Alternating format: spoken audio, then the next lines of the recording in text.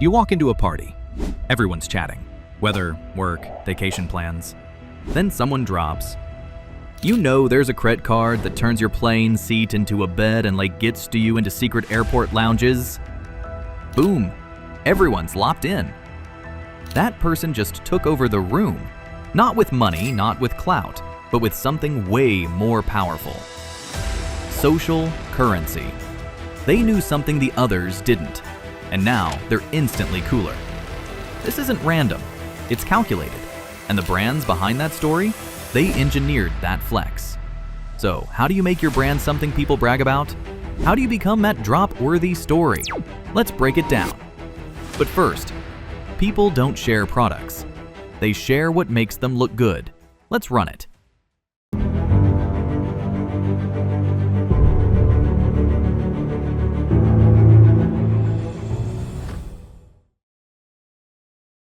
What's social currency? You got two people. One's talking about a toothbrush. The other just ate at a secret restaurant with no sign, no menu, and a 3-month waitlist. Who's everyone listening to? Exactly. Social currency is clout, but low-key. It's the stuff we share because it makes us look smart, early, connected. Jonah Berger says it best. People talk about what boosts their rep. And the wild part? It doesn't have to be flashy. It just has to make people feel like insiders. It's not about being the loudest, it's about being the most talked about. And the fastest way to make something share-worthy? Make it crazy remarkable. Let me show you. The blender that blew up YouTube. A guy named Tom drops an iPhone into a blender and hits the button. Shreds it into dust. The video? Will it blend? The brand? Blendtec. Sales? Up 700% in days. Why? Because people had to show their friends. Because they wanted the blender, but because sharing it made them look cool. Like they were in on something wild. That's social currency. Something so unexpected, you instantly want to be the first to share it. It turns you into that person, the one with the cool story. And it doesn't stop there. If your product isn't outrageous, don't worry. You've still got another trick up your sleeve. Scarcity equals status. Remember when Gmail was invite only? Or when Clubhouse blew up just because you needed a code? That's not just strategy, that's psychology. Simple truth. When something's hard to get, people want it more. And if they get in, they're gonna tell everyone. Exclusivity creates buzz, FOMO, bragging rights. Brands like OnePlus used this to launch phones with almost zero marketing. Just hype. People weren't just buying phones, they were buying access. Scarcity is the story, and stories get shared. But if you really want people to flex, give them a scoreboard. Make it a game. People love to flex wins. You know that little gold level on your Starbucks app? That's not just a reward, that's social currency. It tells the world, I drink way too much coffee, and I'm proud of it. Gamification turns normal stuff into status moves. Whether it's airline points, Duolingo streaks, your Uber rating, it makes progress visible, and visibility equals flexibility. It's why people chase that Peloton leaderboard, why they post screenshots of their Spotify Wrapped. It's a way to say, look at me go. Let people climb, let them post about it, then sit back and watch them do the marketing. People love to win, especially in public.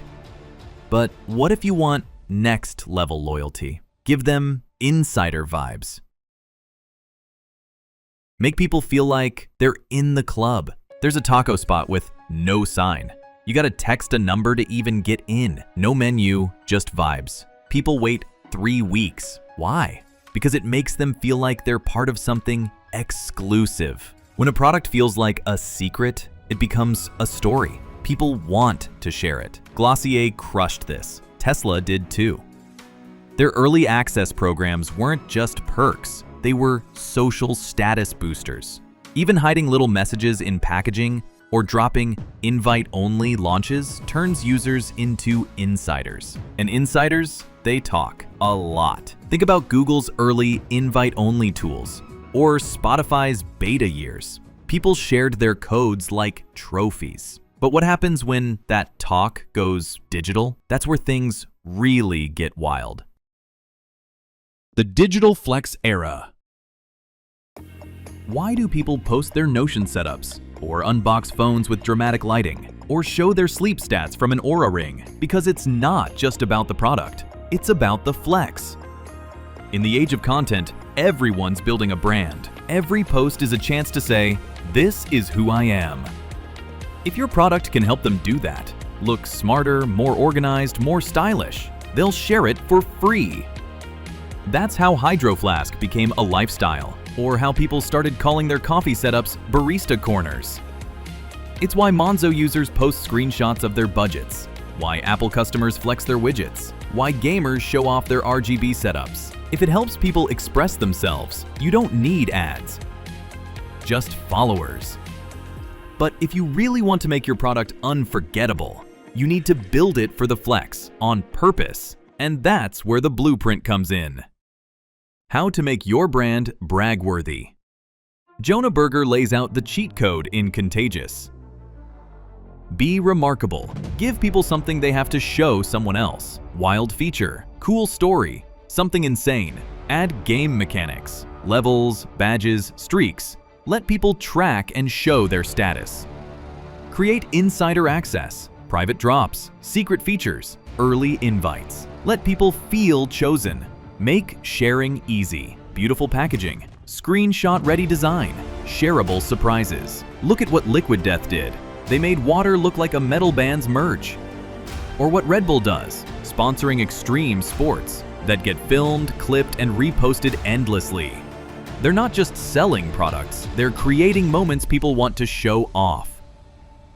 If your brand gives someone that power, it becomes unforgettable. And when they share it, they're not promoting you, they're promoting themselves. You just happen to be along for the ride. Social currency isn't about going viral, it's about being worth talking about. Because when your product gives someone status, makes them feel special, or lets them flex their taste, you've cracked the code. People don't share because they like you.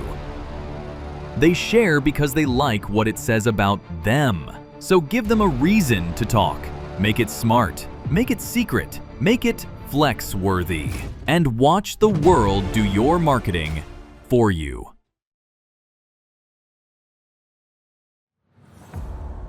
If you think this strategy is genius, wait until you see this marketing trick that made people buy more guacamole every Friday. And it started with a song you probably hate. Can't wait to see you in the next video.